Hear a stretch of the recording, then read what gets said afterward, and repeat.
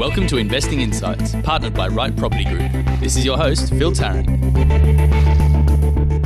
G'day everyone, it's Phil Tarrant here. I'm the host of the Smart Property Investment Show, and I'd like to thank you for joining us today on our special education series that we do in conjunction with the guys over at Right Property Group called Investing Insights. And I'm joined today by my regular co-hosts on this particular investment series. I've got Steve Waters and Victor Kumar. How you going, guys? Yeah, well, mate, how are you? Phil? Really good. I've really enjoyed watching the popularity of these podcasts rocket since we launched them in September, October, sorry. No, it would have been October. So we've done 2 episodes so far. That's right. Yeah. First one was on the 11 things successful property investors don't do. And I thought it was a really nice way to approach looking at some of the trials and tribulations of property investment. So make sure you check that one out. You should see it on this particular list on iTunes or on SoundCloud. That was topic number 1. And the second topic we did, Victor, was around debunking the most popular property myths. Which, we became the Mythbusters. You are the Mythbusters. Did you guys go and trademark Property Mythbusters? Or I think we had a bit of a gig around it. Done and dusted. It's all there. Show coming out soon. Are we still busting myths? 1 month on from then, Victor, and we had a chat about all the myths that which we thought sometimes inhibit people from being better property investors. They're all still happening, aren't they? Oh, absolutely they are. Yeah, especially coming into the silly season as well. At this time, people tend to shut off, and then other people sort of think that there's going to be bargains all around. It comes back to where you look as well. And I think that's probably a good segue into our third topic on our education series in Investing Insights, really around goal setting, and the timing for this particular podcast is right, Victor, in terms of it's now coming up to Christmas. We're only literally a week or so away from it, which is a great time to sit back and pick up a fishing rod and a cold can of beer and relax and reflect on the year just past. But I think for a lot of people, and for me personally, I really use the time over Christmas to get in a bit of a different headspace to think about the year ahead. So I'd like today to base this episode of the education series on just picking your guys' brains on the best way to go about goal setting and getting in the right sort of headspace for property investing in the period ahead. So we're moving into 2017, and the year has flown by. Absolutely has. And markets are changing, interest rates are changing, bank appetite towards lending is changing. You have certain markets in Australia which are hemorrhaging, and we were just chatting very quickly off air around what's going on in Perth right now. Then you read stuff in the paper and they're talking about, Sydney prices are still rocketing. And if you look at auction clearance rates in Sydney and Melbourne over the last sort of couple of weeks, the market isn't slowing down at all, is it? Not at all. Not at all. But I think, we just very quickly, if we talk about the auction clearance rates, I think you've got to be very certain which area you're talking about. Some areas they've tapered right off and others are still booming. So I think as you take the average, they're pretty healthy. They're pretty healthy, which is good for property investors. It is. I had a really good chat with an economist, 2 different economists recently. The NAB's chief economist, Alan Oster, had a really good chat with him around residential property dynamics, and also had a really good chat with Chris Joy, who contributing editor for the Financial Review, and they both gave sort of their different impressions about residential property. And Chris was very much around Sydney and Melbourne to slow down and potentially go backwards. And Alan had a more sort of tempered approach to it all. But by and large, both those guys talked about the long-term prospects for Australian property and the fact that it is a very good asset class for Australians to build wealth. Markets do change, and you need to time markets correctly in order to capitalise on it. That said, and in the context of goal setting, I think most Australians can confidently go into investing in property as a wealth building tool, but it just comes down to making sure they know what their strategy is and those goals around setting that strategy and buying in the right places. And that's pretty much where you guys come in. Absolutely. And that's the key, Phil. You sort of mentioned in terms of property being a long-term thing. And that's what people tend to forget, is they tend to try and get an instant result. Yes, it is possible, but true wealth in property takes time. You need to give it time. You need to, even if you are starting on a new strategy with property investing, you've got to give it enough time to gain traction to see the results. Otherwise, all you're doing is chopping and changing your strategies and realigning yourself to the new fad or the greatest seminar that's out there at the moment. And you find that you are always having to chase your tail. And we see this all the time where people are being swayed off the fundamentals. And when you look at goals and when you look at this time of the year, setting things up for the rest of next year, if you don't have that in mind and don't have a long-term approach in mind, you're more likely to make mistakes. In the terms of goals, though, some people would like to talk about goals in terms of a result. For us, we look at more of a business plan scenario. Exactly, and that's a better way of putting it. As opposed to goal setting. Yeah, you can always say, oh, look, I want to get 10 properties this year, but if you've got no business plan to help achieve that, well, then it's just a goal. There's nothing there really attainable or achievable. That's right, and you have to be realistic. If you're saying that you wanted 10 properties this year, and you've only got 100K and you've just started a new job, chances are that you're just setting yourself up for failure. Well, you've got to be real, haven't you? Yeah, that's right. Otherwise, you set yourself up for disappointment. If we opened up a textbook and spoke about goal setting, and people get carried away with the formal concept of goal setting. I think what this podcast is about is a very organic thing. It's about just setting yourself a direction and setting yourself a direction in 2017. But if you open up a textbook and look at goal setting, you'll hear about sort of SMART goals. Now, what are SMART goals? And you sort of alluded to this very quickly, Steve. SMART, so the S would be specific, M would be measurable, A would be achievable, R would be realistic, and T would be time. Now, it's not a bad way to frame how you go about building a business plan, as you're saying, around your property investing. You want to have specific goals. You want the goals to be measurable. So how do you reflect to see whether or not you're actually achieving them?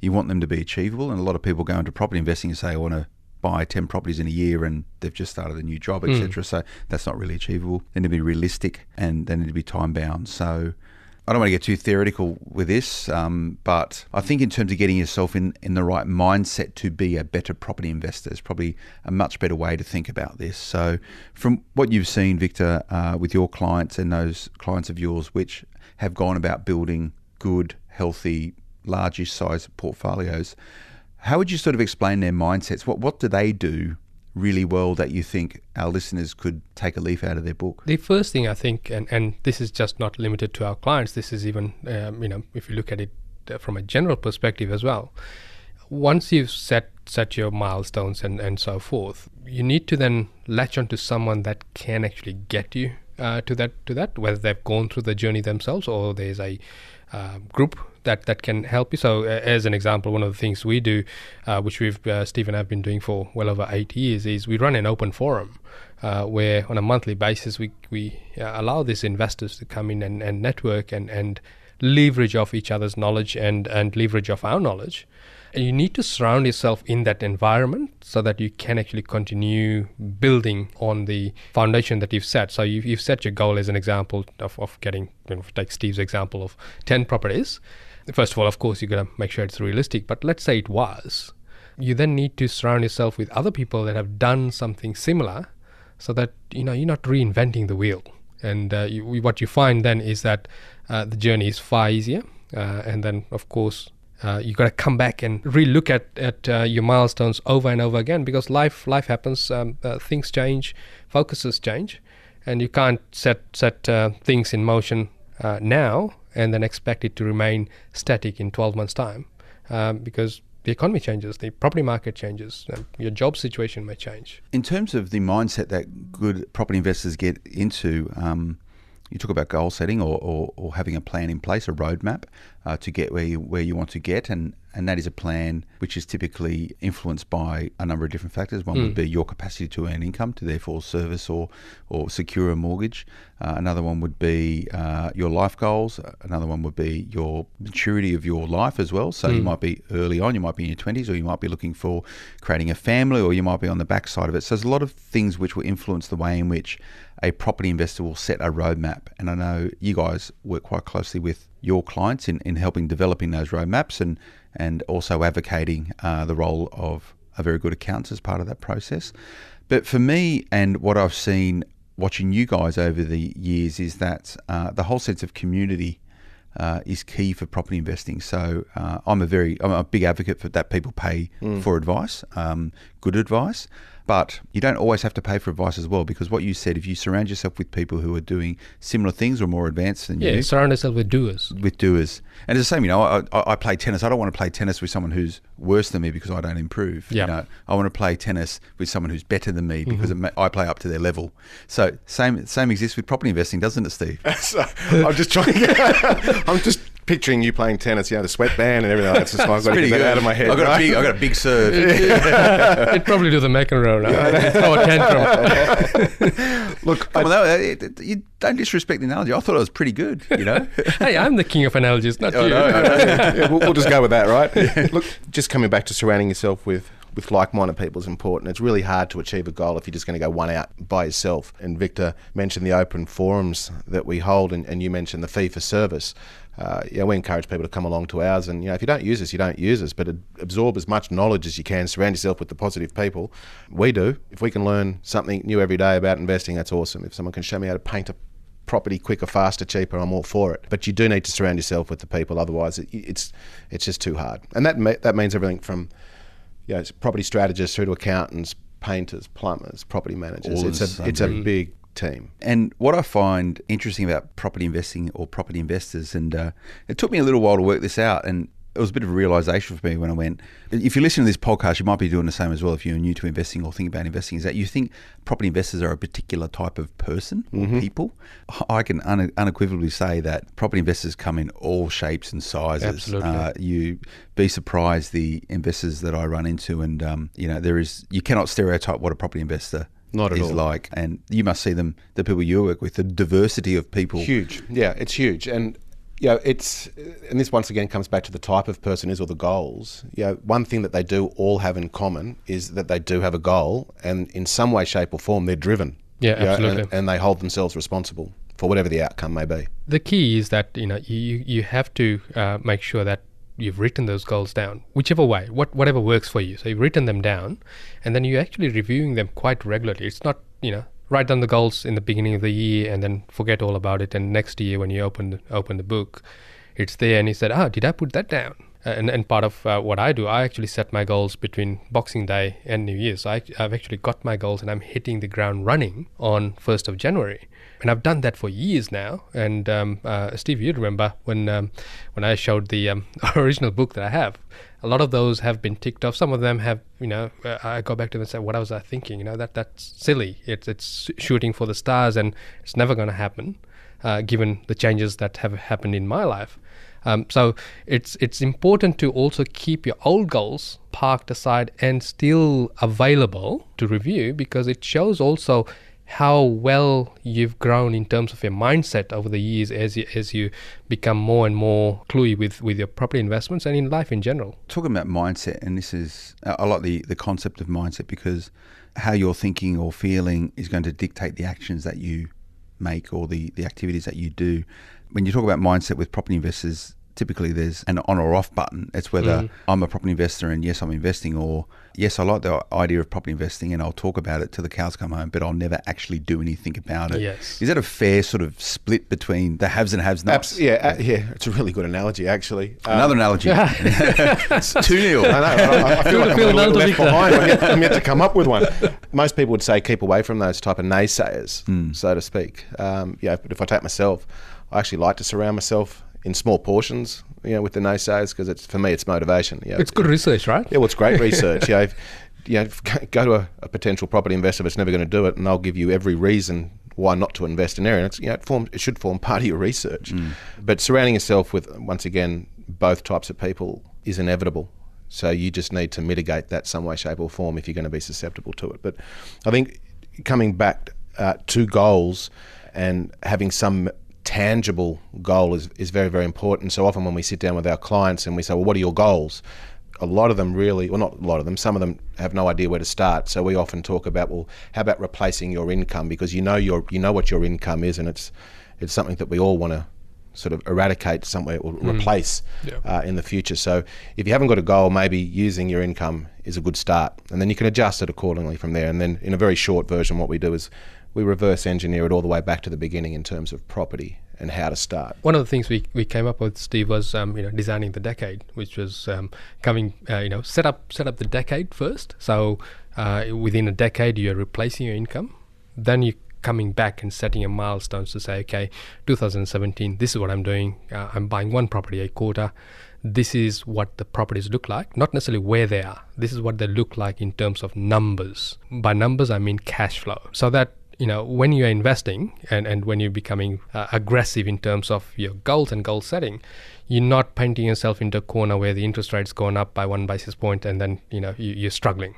So you're always addressing the cash flow, never the number of properties. That happens in the background. The equity happens in the background. All you're doing is addressing the cash flow first and foremost, so that you're able to then hold on to the equity you're building in terms of the strategies that you put in place.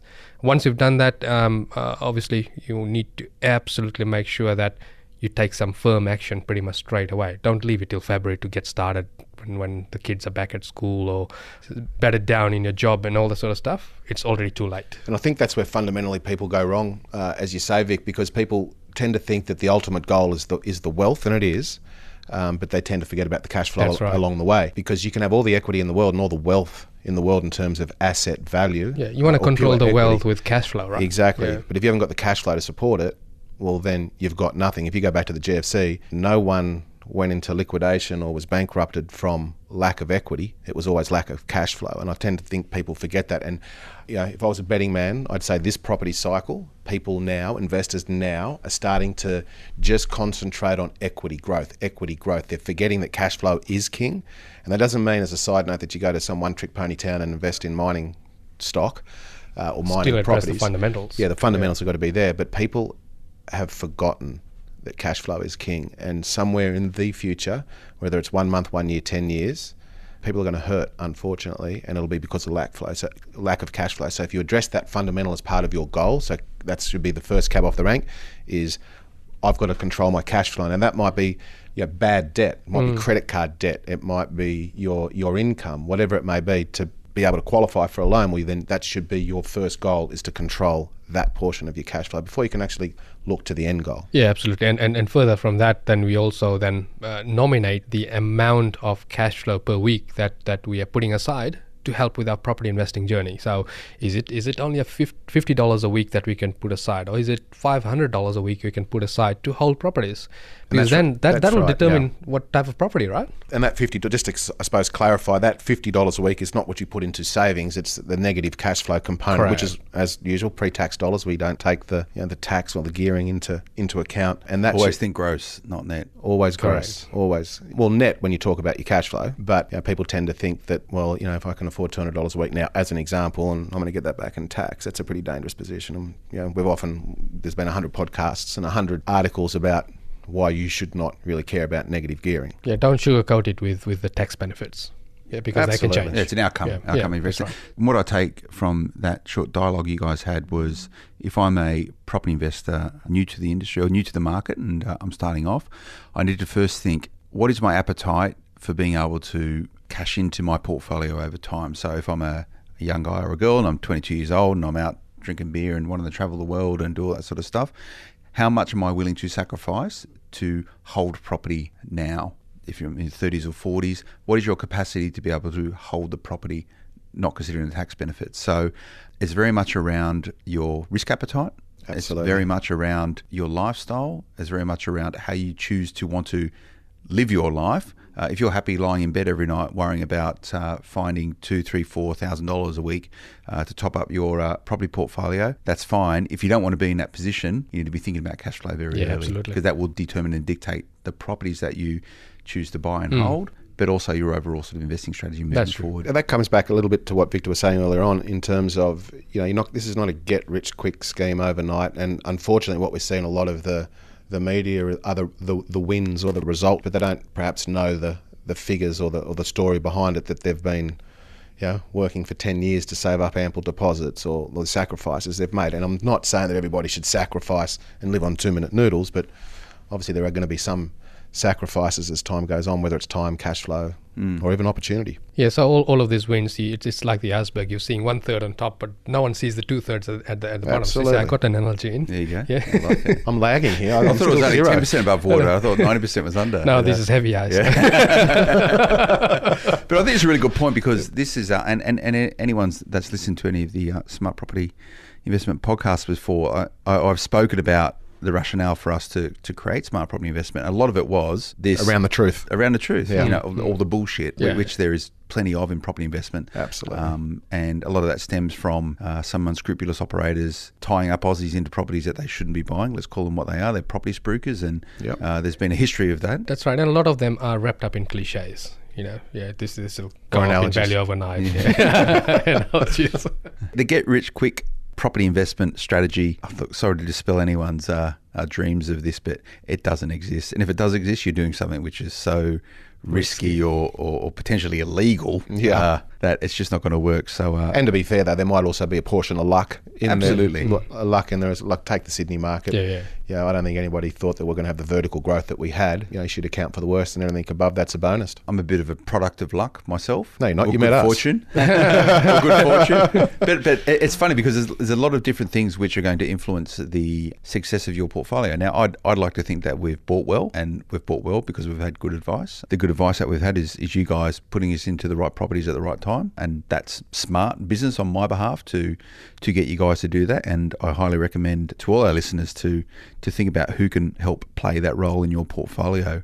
But we bought in areas of Western Sydney which was before the market peak, so we saw quite a considerable upside. But even when it started to slow, those things just keep going up, and I'd say that's a result of market dynamics. Absolutely. It is. And are we lucky because of that? Well, maybe, so there's a little bit of good fortune in there, but we've done the stuff that we should have done right, and that is we've bought properties in areas which are going to go up in value over time, not just immediately over a year or two, but consistently over time, and they don't cost us too much to hold them. So that whole lie in bed and sleep at night, I don't think about my property portfolio at all when I'm worrying about for stuff. someone like you that and I like the extremely stuff. every dollar, every cent conscious, Yeah. and has perhaps a low risk threshold. And if you can sleep at night, that's awesome. And that it's works doing for me. its job. That's yeah, correct. Yeah. And in terms of my personal goal setting or mindset around property, is that I want to create wealth through property, amongst other asset classes that I invest in. But property is a primary wealth creation tool for me. But when I started doing it, obviously outside of the reasons for doing it for Smart Property Investment, which is a great story, and I really like to share the story, I said to my wife, my then girlfriend at the time, Victoria, I said, I don't want us to worry about money. I don't want to bring any pressures into our family, which is money related in terms of property. And I don't want to be spending all of my time at night searching for property or considering property. And I don't want to spend my weekends running around looking at properties. I'm happy to get involved in renos because I quite enjoy it, but not too often. But that was sort of three sort of principal pillars for me, which helped shape the way in which I went about building a portfolio. And because I had those decisions and I had that particular mindset, it shaped the way in which I went about it. And one of them was to work with guys like you to do that grunt work, the actual hardcore work that needs to get done to be successful in property investing for me. And that mindset works for me. It might not work for everyone. Some people love Need to be looking every at bit of it. properties. Yeah. Some people want to spend all weekend doing it. Great, brilliant. Which essentially is us. Which is you. But just on that point, Steve, in terms of mindset and something I would communicate to our listeners is that I'm a professional property investor. I do a lot of things, but I'm pretty serious about property investing. I view it as a business, and I'm happy to invest in my business to make it the best business possible. And as a result of that, I get guys like you to work for me to do that. People who do not view property investing that way, who are out there happy being part-time people sort of kicking tires at properties on the weekends, when they're looking through an open house, you guys are there as well. And you guys are infinitely more advanced and superior and knowledgeable than what they are. So our listeners need to understand that property investment is competitive. You've got guys like me in the marketplace who have armed with so many more advantages than what they do. So contextually, you need to be thinking about that in terms of building a goal, a strategy, and mindset that you're competing against guys who are infinitely better than you. It's like, another analogy, going to a soccer field as a mid-range team and playing against someone in the FA Cup, right? You're going to get slaughtered. Absolutely. So, are you okay with that analogy? Yeah, absolutely. I got to keep up now. Yeah, I think, Phil, you hit the nail on the head, right? So when you're talking about goals, people tend to attach too much emotion to it in the sense that they're looking at it the same decision-making process they have as to, and I mean it in the best way possible, what they're going to have for dinner. But this has to have a business approach to it and have those milestones in place. So when you're setting your goals, when you're deciding your mindset, deciding on who to use and all of those, you need to approach it very much as a business transaction and say that this is something that will get me the lifestyle or the choices or whatever the end goal is by doing X, Y, and Z. And then you set your milestones. And it could be as simple as, if you've got the capacity, if you've got the ability, whether you can tap into a network, a service provider, or doing it yourself, buy one property a quarter, so long as you're addressing the cash flow and you're able to qualify for the loans and you're not putting yourself at extreme risk of losing your home or losing your mind. Buy one property a quarter, and it's as simple as it can get. Yeah, well, even before that, just buy one property. Exactly. Start at the one property. And set the goal and start. Absolutely, because that can be a bit of a problem as well. People saying, well, I need to control, let's say, 10 properties just as an end result. That's a big chunk of someone's mindset in terms of debt management and everything else, and how do I get there, all the what ifs, what if the market goes up, down, sideways, rates, so on and so forth. So if you just start with one, bed it in, and if that's all you ever did, you're still ahead of the curve. And I think in terms of, because you mentioned the end goal, and I don't think people really, I think they put a lot of emphasis in terms of starting, which is awesome, that's cool, but they don't have any real clue about the end result. So what is the end result? And I mentioned earlier on about maybe replacing your income, but how are you going to get there? How are you going to do it? You just know that you need to control X amount of properties. Sounds like another podcast topic to me. Could be, right? Yes. It's, but when we talk about replacing your income, well, how are you going to do that? Are you going to retire the debt? People that have often heard us speak, we're all about retiring debt. And there are a lot of people that would disagree with us on that. They say, well, you should never pay your properties out. There should be some sort of a debt attached to it, or, never sell property, whatever it may be. For us, the best asset you can control in terms of my goals or Victor's goals, or whatever it may be, is to have no debt against my property. And if that means, quite simply, I need to control 10 properties to sell 5 to pay out the other 5, just very vaguely speaking, then that's my end goal. I have no debt, no one controls me, and I'm master of my own universe, so to speak. That's the idea about investing in property and building portfolio. It gives you a choice. Gives you options. That's right. And options at some point in time. And just to pick up a point that you made, Victor, and we're running out of time, so I'll be quick with this, is that you spoke about losing your mind. And I think in terms of mindset and goal setting, for me, investing in property, yes, it's a wealth building tool, but Jesus Christ, I have a lot of fun doing it as well. And the important thing is fun. A lot of people investing in property is that you need to think about how it's going to influence your mental health. And if it's negative for you in investing in property because of the strain it places on the way you are or the way you're wired or the influences it has on your family life or your household financing and stuff, you really need to consider those things, because that should be fundamental to any mindset investing in property, is that a healthy portfolio, and a healthy portfolio is obviously something which is going up in value, it's not costing you too much to hold, or it's positively geared. But healthy also is that you yourself stay healthy around it mentally. You don't want it to be bringing you back on a physical or a mental level. Yeah, got to be around to enjoy it as well. Well, that will only really happen is if you're not looking after it, or other circumstances take place. But if it's bleeding you badly, that's going to put the pressure on you, and that all comes back to being able to control your own business and have a vested interest, not just in obviously the property, but the economy as well. Look what it's doing. It's good. Okay, we've spoken about some different concepts here. Where can our listeners go to find out more about some of the scenarios around sort of cash flow or working out your cash flow requirements or limitations? Can come and talk to you guys? Contact us via the website, and I believe we have questions at rightpropertygroup.com.au. Questions at rightpropertygroup.com.au. That's correct.